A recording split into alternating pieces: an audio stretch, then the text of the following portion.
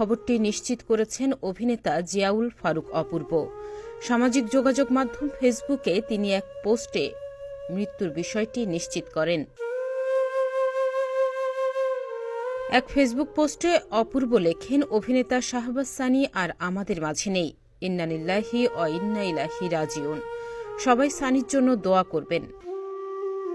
অপরদিকে নির্মাতা ইমরাউল রাফাত ফেসবুকে অন্য একটি পোস্টে লিখেছেন, আমার ভাই শাহবাজ সানি আর আমাদের মাঝে নেই। ইন্না লিল্লাহি ওয়া ইন্না ইলাইহি রাজিউন। ঢাকা স্পেশালিস্ট হাসপাতালে রাত ৩টা ৩০ ইন্তেকাল করেছেন তিনি।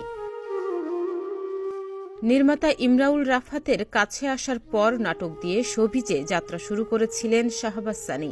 অল্প সময়েই অভিনয় গুণে দর্শকের প্রিয় হয়ে উঠেছেন এবং সেই সঙ্গে অর্জন করেছেন নির্মাতাদের আস্থাও। চরিত্রা অভিনেতা হিসেবে কাজ শুরু করলেও এর মধ্যে কেন্দ্রীয় চরিত্রেও অভিনয় করেছেন তিনি।